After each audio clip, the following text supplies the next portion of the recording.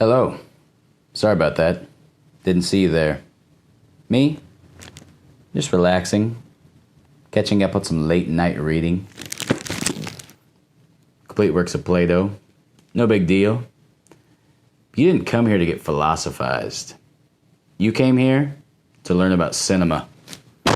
This is Cineshadow Moonlight. I, the learned one, read. Today, we're going to be discussing the top 10 films that you need to see before we can be friends.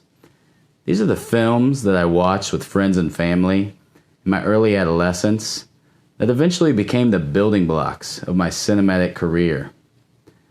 They're not the greatest films, although some of them are. They're personal favorites that demand to be watched, especially by you. So if you haven't, I guess you got some work to do, buddy. So without further ado, sit back, relax, and I'll try to do the same.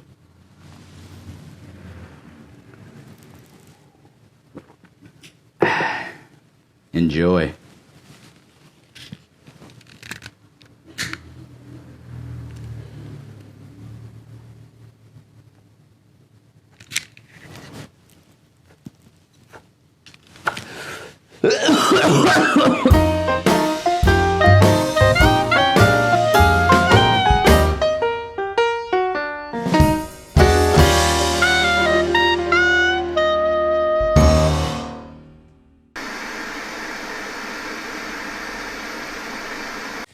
Number 1, Blazing Saddles.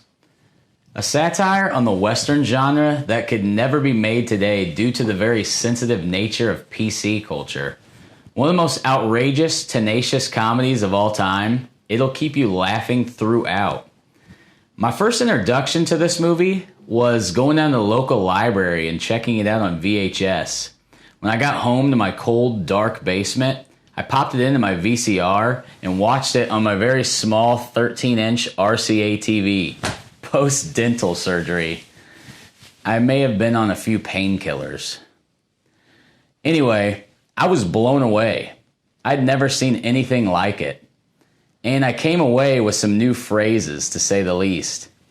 Having never seen very many Western movies at the time, I didn't get a lot of the context of the jokes, but found it hilarious either way.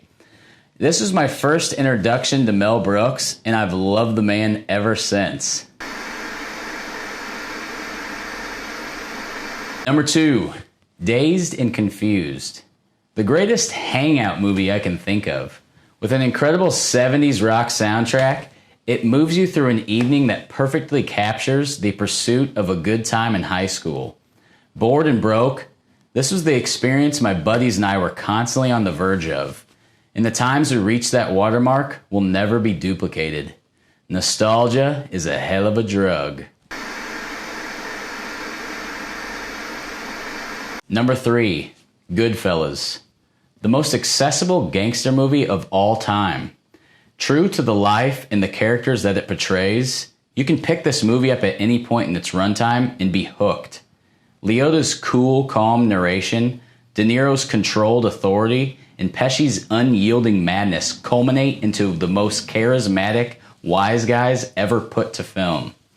While not Scorsese's best work, I think it is a great introduction to the master and should not be missed. Number 4, Jaws. Full of visceral chomping and horror adventure, Jaws is basically a road movie, just on the ocean, with a big shark. At the very tender age of 5, my mother showed me this, and I was never the same. No other movie has had a greater overall impact on me. Still the most frightening film I've ever seen, Jaws gives me nightmares to this day. Whenever I am in an enclosed place with running water, I get the sneaking suspicion that I'm about to be bitten on the ass and die.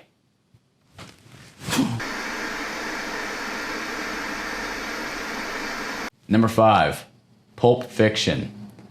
Infinitely quotable, uncomfortably funny, refreshing, Pulp Fiction demands to be studied.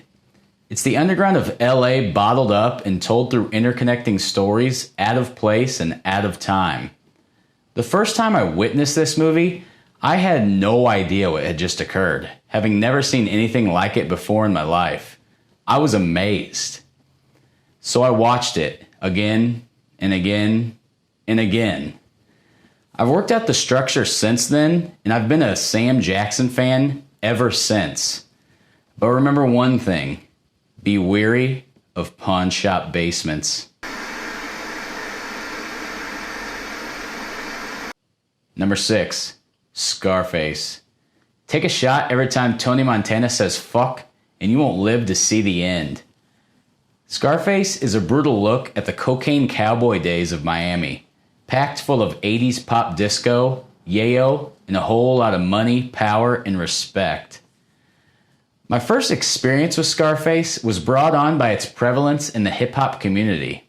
Every time the likes of Lil Jon or Trick Daddy were on MTV Cribs, they just had to pull out their DVD copy of Scarface and show the world. Scarface is really the rap culture's idea of the American dream. Where'd you get a scar like that, tough guy? Eating pineapple? Number 7, The Shining. The days creep on by, the hotel gets more claustrophobic, and Jack becomes crazier. A slow burn ignites into a flame of axe murder, a hallucinatory bartender, and a kinky bear. More manic than the Joker, Nicholson owns it in this one and never lets up on Wendy. I mean it. He is one crazed bastard. This is my introduction to the way a film can be photographed to convey meaning and feeling, such as isolation and increased tension, through the use of Steadicam shots and close-ups, etc. This film is awesome. My favorite movie.